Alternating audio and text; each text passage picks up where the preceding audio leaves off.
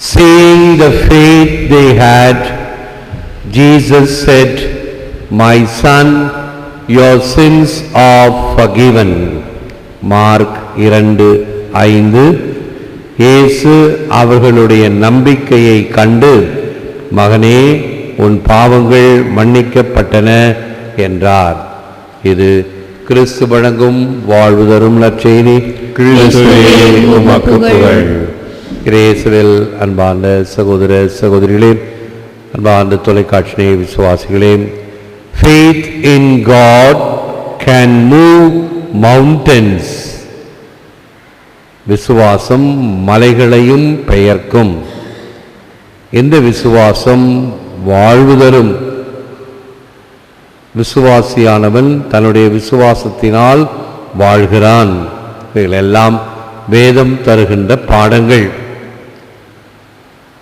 இன்றைய நற்செய்தியில் 4 பேர் இயேசுவிடம் அந்த முடக்குவாதக்காரனை தூக்கி வருவார்கள். அவர்களுடைய விசுவாசத்திற்காக, அவர்களுடைய நம்பிக்கைக்காக, அவர்கள் அவன் மேல் கொண்டிருந்த நட்புறவுக்காக இயேசு இந்த புதுமையை செய்கிறார். அவனால் பேச முடியாமல் இருந்திருக்கக்கூடும். ஆனால் தன்னுடைய நண்பன் என்பதினால், தெரிந்தவன் என்பதினால், இந்த 4 பேரும் இவனை இயேசுவிடம் கூட்டிச் சென்றால் இவன் குணம் பெறலாம், குணம் பெற முடியும் என்று நம்பி விசுவசித்து அவனை தூக்கி கொண்டு வந்தது மட்டும் அல்லாமல், அங்கு ஏராளமான மக்கள் இருந்ததினால் அவர்கள் மேலே ஏறி, வீட்டுக்கு மேலே ஏறி திறப்பு உண்டாக்கி மேலிருந்து கீழே இறக்குகிறார்கள். இந்த நம்பிக்கையை பார்த்துதான் ஆண்டவர் அவனை குணப்படுத்துகின்றார். இதிலிருந்து நாம் பல பாடங்கள் கற்றுக்கொள்ளலாம். வழக்கமாக ஏதாவது ஒரு காரியம் நமக்கு ஆக வேண்டும் என்றால், கூட்டமாக இருந்தால் பிறகு பார்த்து கொள்ளலாம் என்று விட்டுவிடுவோம். சற்று பொறுமையாக காத்திருக்க வேண்டும் என்பது நமக்கு சற்று பிடிக்காது. உடனே காரியங்கள் நடந்தாக வேண்டும் என்பதில்தான் எல்லோருக்கும் விருப்பம். ஆனால் இவர்களுக்கு உடனே இயேசுவிடம் இந்த தரிசனத்தை பெறக்கூடிய வழியை ஏற்படுத்த முடியாது. ஏராளமான மக்கள் காத்து கொண்டிருக்கிறார்கள். எனவே இவர்கள் செய்கின்ற ஒரு பகீரதன முயற்சி, இயேசுவிடம் எப்படியும் இவன் அவருடைய தரிசனத்துக்கு முன்னால் கிடத்தப்பட வேண்டும் என்பதினால் அவர்கள் செய்த இந்த காரியத்திற்காக அவனுக்கு குணம் தருகின்றார் ஆண்டவர் இயேசு.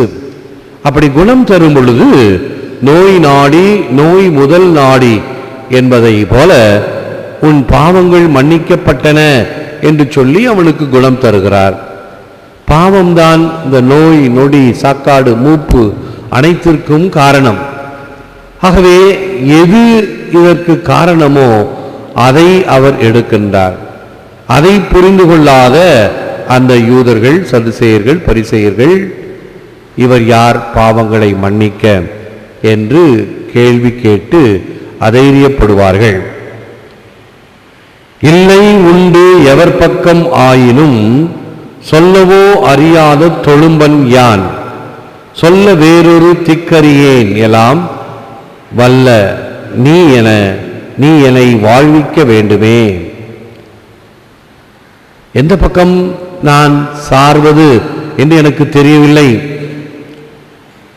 சொல்ல முடியவில்லை, பேச முடியவில்லை. நான் கட்டப்பட்டிருக்க வேண்டும் அவனுடைய நோய் நொடியினால். இருப்பினும் எல்லாம் வல்லவராகிய உம்முடைய திருமுன் நான் வந்தேன் என்றால் குணம் பெறுவேன் என்று அவர்கள் அவனை தூக்கி கொண்டு வந்தது போல நம்முடைய விசுவாசமும் அமைய வேண்டும். பல முறை பங்கு தந்தையர்களுக்கு வரக்கூடிய ஒரு பெரிய பிரச்சனை, கோவில் குளத்துக்கு வராமல் வாழ்க்கையிலே எத்தகைய ஒரு ஈடுபாட்டையும் காணாமல் இருக்கின்றவர்களுக்கு பரிந்து பேசிக்கொண்டு அவஸ்தை பூசலுக்காக பங்கு தந்தையிடம் வருவார்கள். அப்படி ஒரு சமயம் நன்கு பங்கு மக்களை எல்லாம் அறிந்திருந்த சமயத்தில் ஒருவர் தன்னுடைய வாழ்நாள் முழுவதும் கோவில் பக்கமே வரவில்லை. ஆனால் அவஸ்தை என்று கேட்க வந்தார்கள். அப்பொழுது நான் சொன்னேன், இப்பொழுது பரிந்து பேசி கொண்டு வருகிறீர்கள்.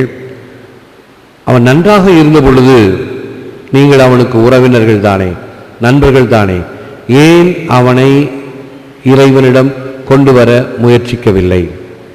அப்பொழுது வாளாயிருந்து இறுதி நேரத்தில் இப்படி கொண்டு வருவது அல்லது பங்கு தந்தை வர வேண்டும் என்று விரும்புவது சரி அல்ல.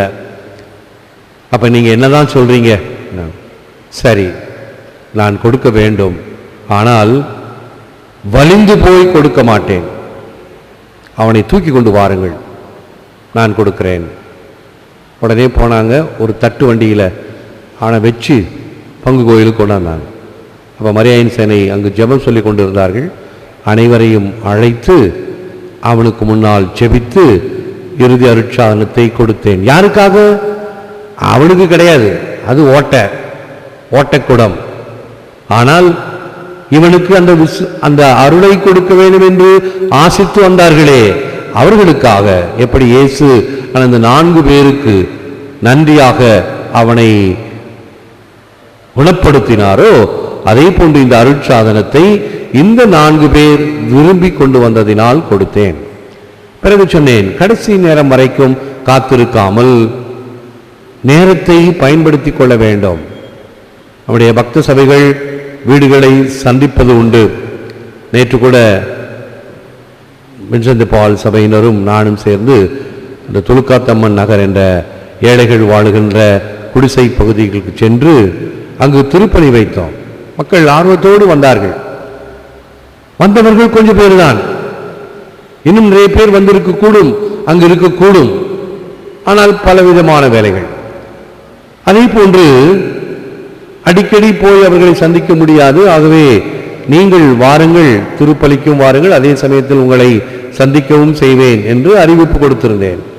குடும்ப புத்தகத்தை கொண்டு வந்திருந்தார்கள். தாய் மட்டும் இருந்தாள். பிள்ளைகள் எங்கே? 12ஆம் கிளாஸ் டியூஷன். இன்னைக்கு லீவ் ஆச்சே? இல்லை, கண்டிப்பாக டியூஷன் போகணும், போயாச்சு.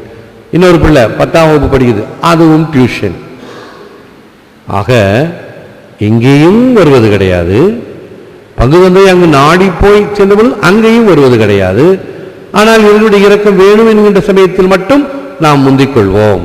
அது என்ன நியாயம்? ஆக இயேசுவினுடைய அந்த நல்லது செய்கின்ற அந்த பணியாக்கம் யார் அவரை விசுவாசத்துடன் நாடி தேடி வந்தார்களோ அவர்களுக்குத்தான் என்பதை உணர வேண்டும். Some people grin and bear it, others smile and change it. இந்த முடக்குவாதத்தால் பாதிக்கப்பட்டவன் ஒரு நல்ல உயிர் துடிப்புள்ள மனிதனாக இருந்திருக்க வேண்டும். தன்னுடைய இயலாத நிலையிலும் அவன் எப்படியும் இயேசுவிடம் தன்னை கொண்டு போய் கிடத்த வேண்டும் என்று தன்னுடைய ஆசையை, வேட்கையை தன் நண்பர்களுக்கு வெளிப்படுத்தியதினால்தான் அவனுக்கு இந்த வாய்ப்பு கிடைத்தது. மட்டுமல்ல, இயேசுனுடைய அருளும் கிடைத்தது. Some others smile and change it.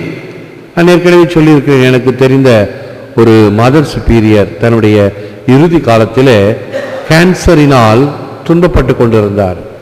பயங்கரமான வலி, வேதனை. ஆனால் முகத்திலே அது தெரியாது. அவரை சந்திக்க வந்தவர்கள் எல்லாம் இனிமையாக பேசி அவர்களோடு அளவாவார். ஆனால் அவருடைய வலி, வேதனையை பற்றி ஒரு காலம் எடுத்து சொல்ல மாட்டார். Others smile and change it. தங்களுடைய வாழ்க்கையில இந்த வேதனை எல்லாம் எனக்கு, மற்றவர்களுக்கு அல்ல. ஒரு சில சமயத்தில் நாமளே சொல்லுவோம், நமக்கு மூடு சரியில்லைன்னா கோபத்தில் பிறரை குடும்பத்திலோ அல்லது பணி செய்யும் இடத்திலோ சத்தம் போடுகிறோம். நம்முடைய குணாதிசயங்கள். ஆனால் அவைகளை மாற்றிக்கொள்ள வேண்டும். சிலர் துயரத்தை முணுமுணுப்போடு ஏற்றுக்கொள்ளுகின்றனர், மற்றவர் புன்னகையோடு அதை மாற்றுகின்றனர் என்பதும் பாராசெல்சுஸ் என்ற அறிஞருடைய வார்த்தைகள், today God does nothing without human cooperation. If God works a miracle today, it is done through man. என்று மனித ஒத்துழைப்பின்றி இறைவன் எதையும் செய்வதில்லை. இன்று இறைவன் ஓர் அற்புதம் புரிகிறார் என்றால் அது மனிதன் மூலமாகத்தான் செய்யப்படுகிறது. நம்மை வைத்து நம் வழியாகத்தான் எந்த காரியமும் இறைவன் செய்கிறார். இந்த அப்பங்களை பழுக்கிய நிகழ்ச்சி கூட அந்த சிறுவனிடமிருந்து பெற்ற 5 அப்பங்கள் 2 மீன்களைத்தான் பழுக்கி பெருக்கினார். வானத்திலிருந்து அவர்கள் வரவில்லை. இவ்வாறு இறைவன் மனிதனோடு சேர்ந்து செயல்படுத்த விரும்புகிறார். நாம் அவருடைய ஆளுகைக்குள், அவருடைய தரிசனத்துக்குள் நம்மை உட்புகுத்த வேண்டும்.